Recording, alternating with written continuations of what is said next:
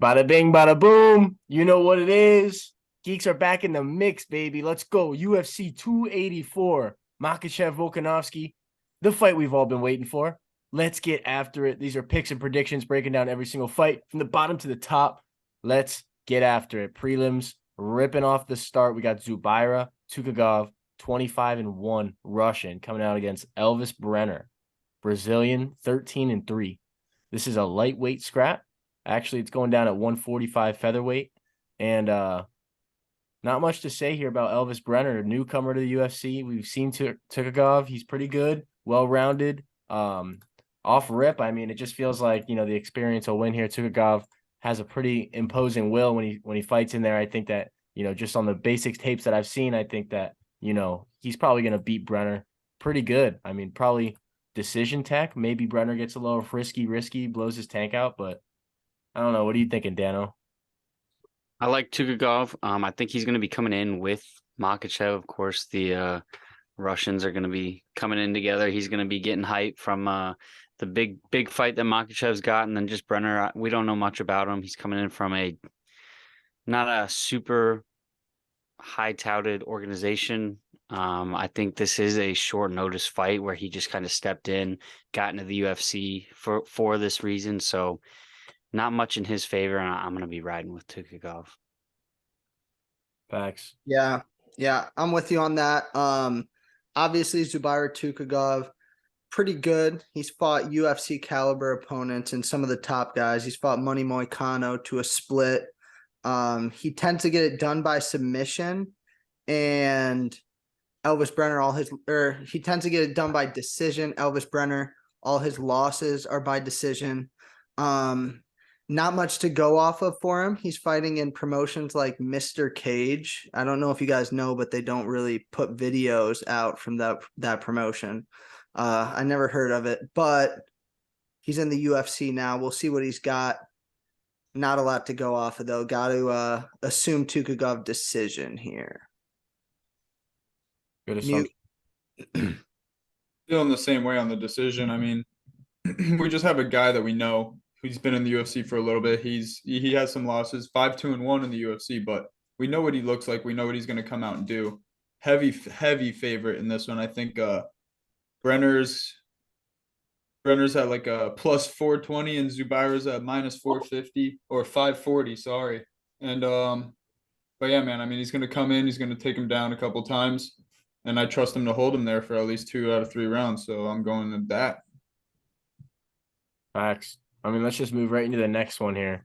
We have got Blake Builder coming in here. This is another 45 scrap against Shane Young out of City Kickboxing, 13-6. Builder's 7-0-1. This one kind of jumps off the page for me because I haven't seen Shane Young on a card in a while. Scratching it back almost 2 years now. He's been back sculpting. I don't know what he's been up to, but he had a couple bad losses. Maybe he just really wanted to, bear down and make sure that, he made this one count. Maybe we'll see a whole new Shane Young than the one that got, put down by who did he get put down by? It was Ludovic Klein, I think, and then he lost to Omar. So I mean, rough go, but I mean, he's always got a shot. This guy, Blake Builder, won off the Contender Series. He loves his grappling. He's I thought he was a young kid, and then I looked at his tap and he's 32. So this guy's this is his time. He's not really here to mess around at all. I saw him as kind of like a wild man. I think it's gonna be really interesting to see what it looks like if he can't get it to the mat. Because obviously, Shane Young's gonna be fighting to keep this standing. So I'm interested to see what kind of Shane Young we're gonna get. I mean, it's hard to lean away. I mean, if you want to just like pick a side, I mean, Builder looked good last time out, so recency. But I mean, Shane Young's game, bro. So I don't know. What are you thinking, Dano? I'm with you on Builder. I'm not a huge fan of Shane Young. When I look at his record, he is 13-6. And just looking at the card as a whole, we got a lot of CKB guys fluttered throughout the card, and just in past memory, when there's a bunch of CKB guys, or even a few, even when it's their top dogs, Riddell, Adesanya, Olberg, not all of them win. some CKB guys are going to lose on the card. I think it's going to be Shane Young in this one. There might be some more, but I do think that Builder has the advantage in this one. Maybe in the skills, maybe in the experience, but some way I think he's going to pull this one out. Yeah, I don't know. I'm just gonna keep looking at the line, and Builders at a slight underdog. Shane Young -135. But yeah, I mean, we got the city kickboxer, like you guys said. He absorbs a bunch of strikes, though. That's what I don't like. But I mean, I'm just gonna have to. I don't have a true pick for this one yet. I'm gonna wait it out a little bit. But no, I mean, I'm liking the underdog, but I know what Shane can do. So I'm stuck. I'm stuck in between those decisions right now. They're the same exact size too, but Shane has a 4-inch reach advantage. So it's weird. They have like the same build, but he's just a little bit more lengthy. I have a true pick in this one, and it is Shane Young against popular opinion here, but he's 29. He's taking some time off. Okay. He doesn't have terrible losses. All right. He got caught by Ludovic Klein. Shit happens, but he's fighting good guys in the UFC. And 82% of people have Builder on Tapology, but he's an underdog. All right. That's a classic trap line. Vegas is baiting you. They want that Builder money. All right. And Builder's got a 7-0. It's a pretty sus record for 7-0. All right. He's got a split against a dude who's like 3-3. A majority decision against a guy who's 2-3 early on. He's getting better, but I don't think the guy he beat on Contender Series was even that good. So maybe I'm not seeing the good things about Builder, but I think Shane Young gets it done here, and that's going to be my pick. That sounded pretty confident. So, I mean, I would take you up on that. Yeah, I mean, they're both the same size.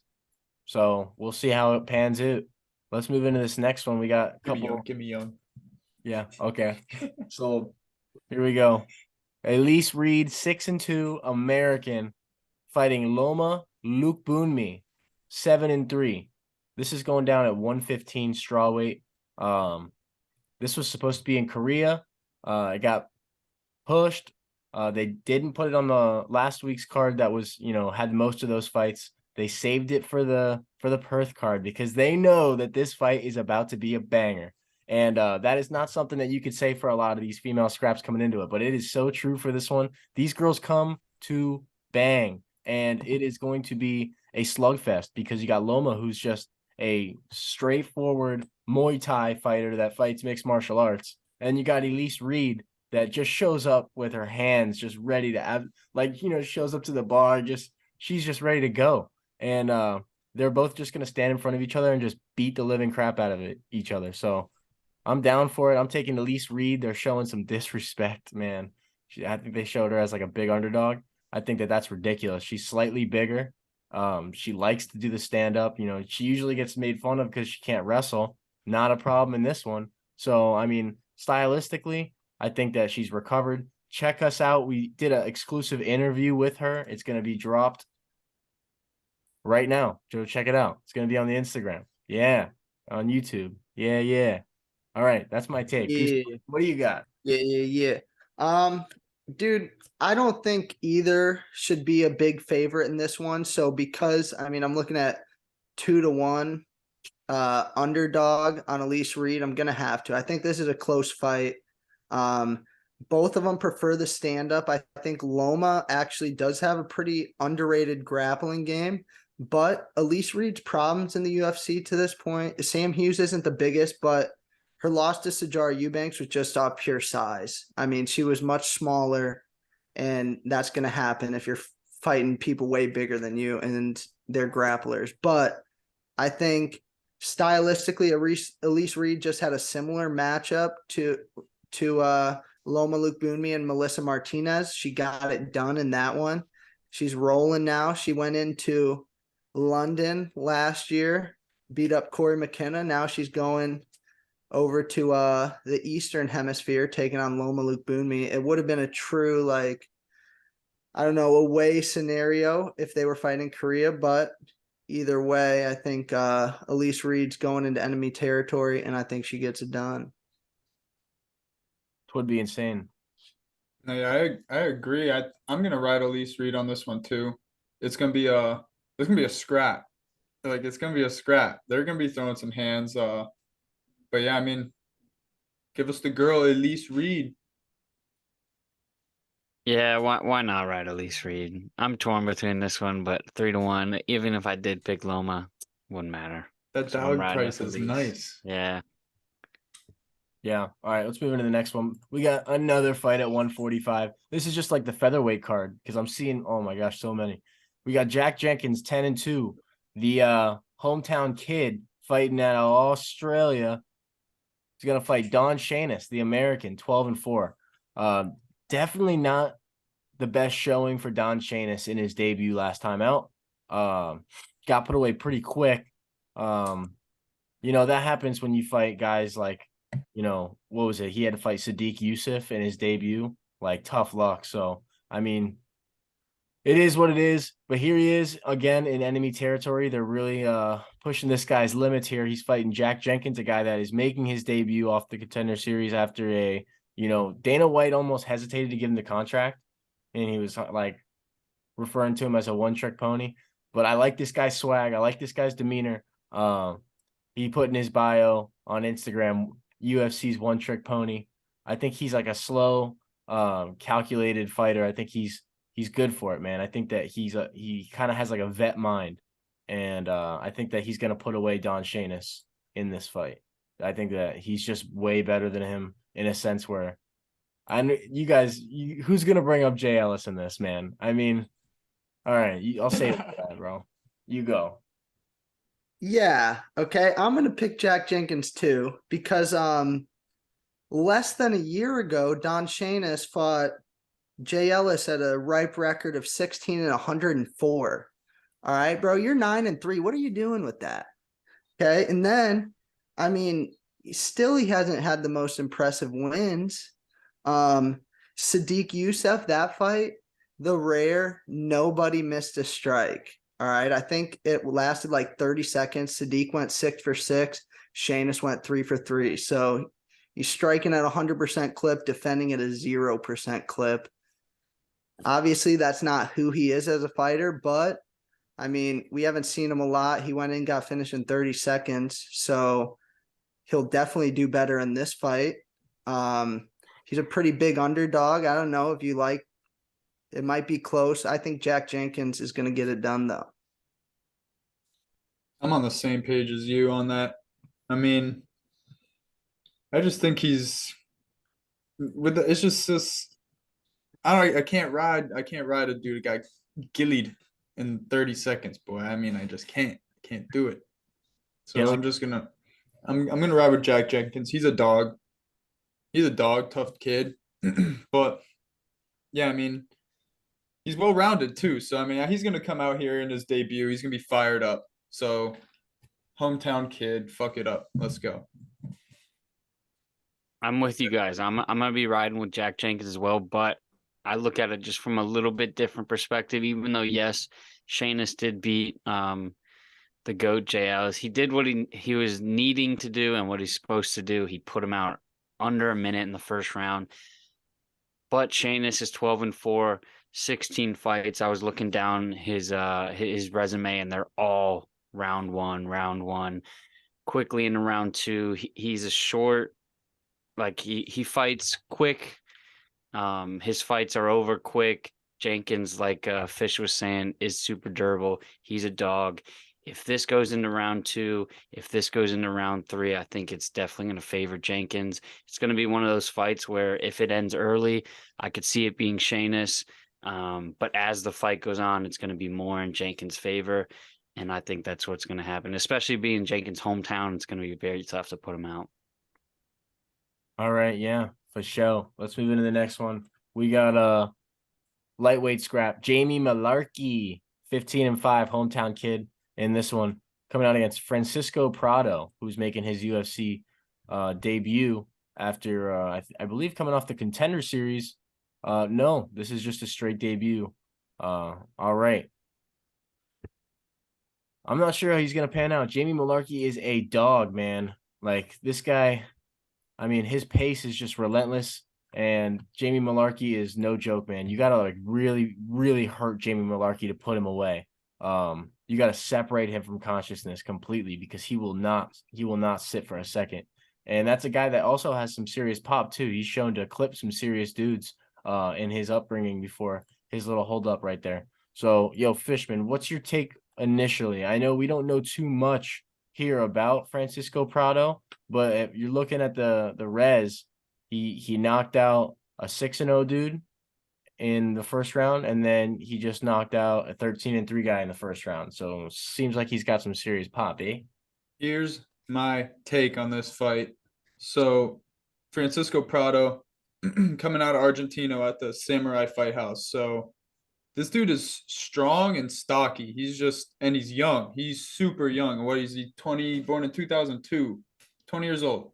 So Jamie is a dog, and this kid is getting these fights done first round. He's only been to the third round one time, and I know for a fact that Jamie is just going to come in strong in the second, third round. So I'm going to trust Malarkey to come out there and do what he does best. Chin holds up.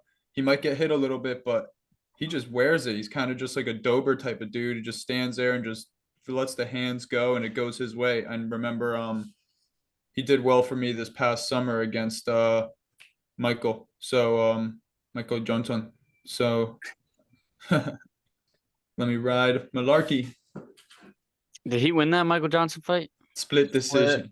He did. Okay. Because I remember, so how I'm looking at this one, I like Malarkey as well. Kind of like the very first fight of the night. We got a young kid versus an older guy who's been around for a little bit. And I just think, just in my opinion, I feel like when you're a super young fighter, you're gonna have holes in your game and you might not be good everywhere. You're gonna be great in one spot or really good in a couple of spots. But I feel like Jamie Malarkey, even though he might not be great in the grappling, great in the wrestling, he's really good pretty much everywhere. I remember watching that Michael Johnson fight. I'm glad he won because I thought he lost and I thought it was a robbery against for Michael Johnson.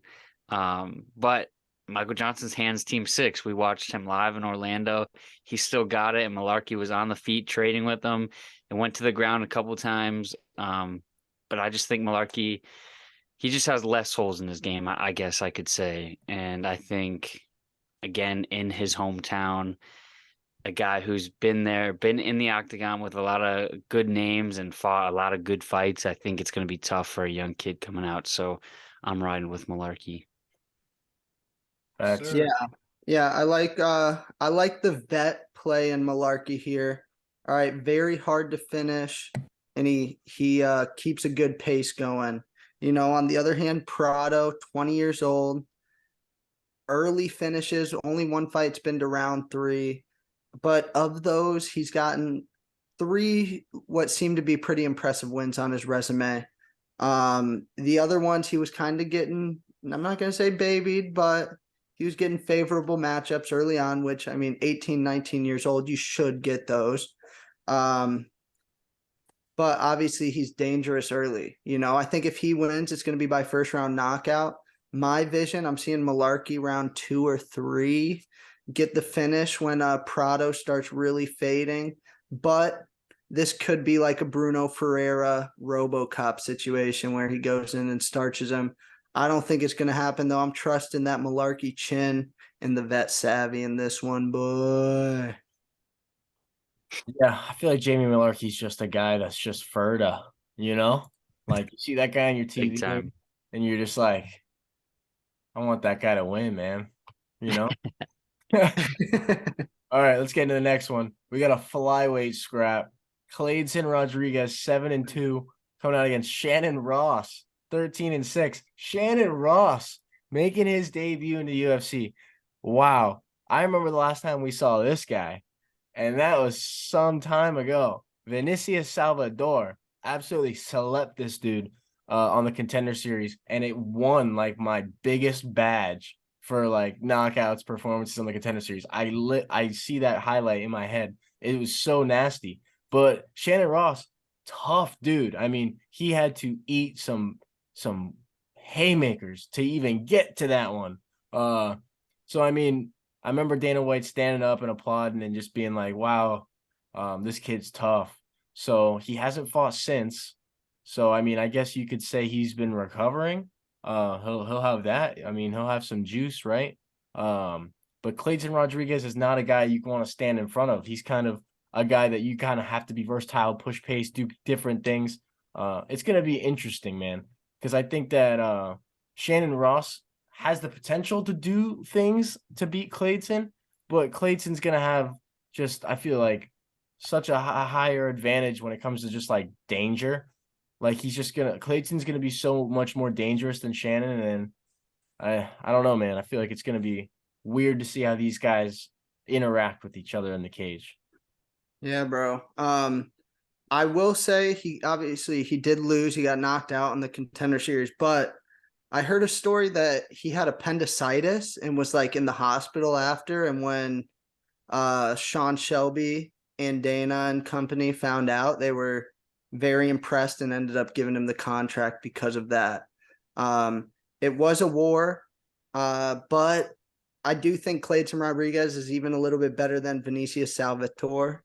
So I do think Clayton gets it done. He is a very, very solid prospect.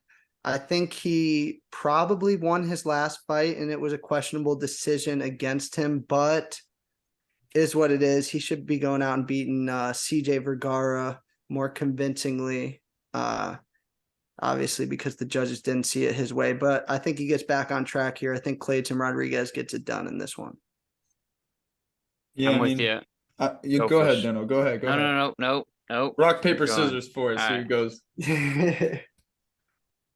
Who's the scissors? Fuck. All right, one more. Did you see what I did too? Let's go. Me first. All right. You All right. first. You see that? I'll go. You So pick. I'm riding with Clayton too. I was pretty high on Clayton coming in, even though I am a fan of CJ Vergara. Not a bad loss in my opinion.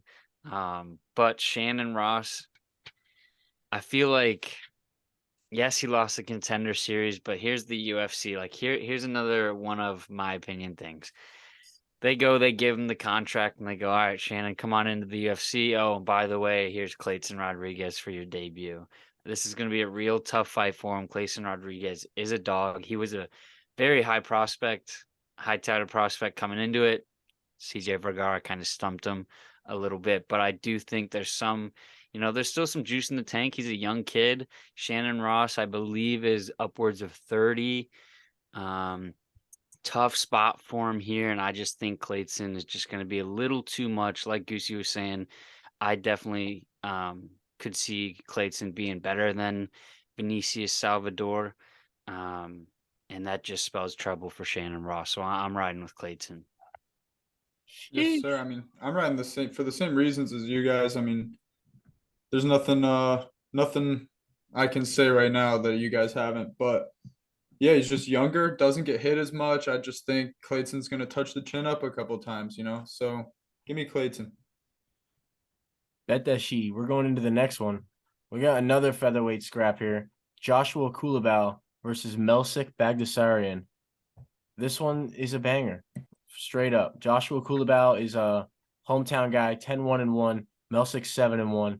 Kulabau is he drinks a lot of beers. He's a fun personality. He likes just a good old scrap. I mean, this guy's good for it, man. He's got a good chin.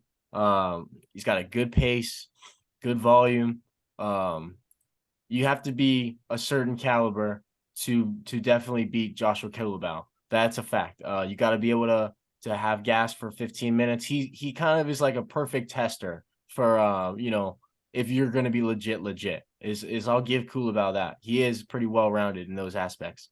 Melsik, on the other hand, this guy is a really talented striker, like a super talented striker. And this guy hits like a fucking truck. I think that he's good for a knockout in this fight. I think that it's gonna come down to a stand-up battle between the two. And dude, Melsik is dialed in, man. This guy, he's super calculated. And Kulabau, I feel like he thrives when there's chaos. And Bagdasaryan is, he's like a calm fighter. Like he like majestically will walk you down. Like it's scary because how calm he is. You know, he just walks at you with his hands out. He'll like grab both your wrists and then throw a mad mean body kick to your body. And I mean, I think this is gonna end by body shot. So, Dano, what do you think, bro? I'm with you. I really like what you're saying about how Koulibaly's just a little wild. He's one of those guys who throws looping shots. He throws big overhands, but he does thrive in that, like you were saying. And then on the other hand, I could see Melsick surviving in that environment. But like you were saying, I think it was spot on. Melsick is calm. He's back. He has good space management. And even though he's a really great striker, I even think he's pretty good in the grappling situations, even on the ground. So if Koulibaly just starts wailing crazy and pins him up against the fence, I could see a takedown, and Melsick doing his thing on the ground. I think this is a really good spot for Melsick because I believe Koulibaly is ranked ahead of him. And I just think this is a good fight for him. So I'm riding with Melsick. Yeah, I'm agreeing with you guys. Melsick, Bagdasarian. I mean, the dude, he's on a 3-win streak. He puts up like double the amount of strikes per minute that Josh does. But Josh, he's a good opponent. This is actually one of the fights I'm looking forward to the most out of this card. Besides, I got a couple other ones, obviously, but this one I'm looking forward to this scrap. But Koulibaly, yeah, I mean, his only loss is to Jalen Turner. He pulled a draw against Charles Jourdain. So, I mean, it's going to be a scrap and a half, but give me Melsick. He's talented, bro. Yeah, like Jamar Chase running to the back post here. I'm hitting a fade on you guys. I'm gonna pick Koulibaly, and I see what you guys are saying. I do like the calm, the monotonous, just walk you down style of Melsick. But his last fight on short notice against Souza, that karate style really threw him off, and that was on very short notice. I think that Koulibaly is a much better unorthodox fighter than Bruno Souza. I think he throws that lunging jab that catches guys off guard. He's got a few other tricks in the bag as well. He's always in entertaining fights. He loves to scrap. I think in close rounds, the fans will be really getting behind him on that New Zealand Australian turf. And I think that could sway the judges if it's close. Either way, I think Koulibaly does do enough to win in this one. I could see him getting caught, but I think the unorthodoxness and a good gas tank, as well as Melsick. We haven't seen him since the Usman Covington 2. Last year, he was scheduled to fight twice. He pulled out of both. He pulled out of his fight that was supposed to be in October with a broken hand. So maybe he's not fully healed. He probably is, but either way, I like what Koulibaly has been doing. Fair enough. We're moving into the next one. This one is the featured bout for the prelims.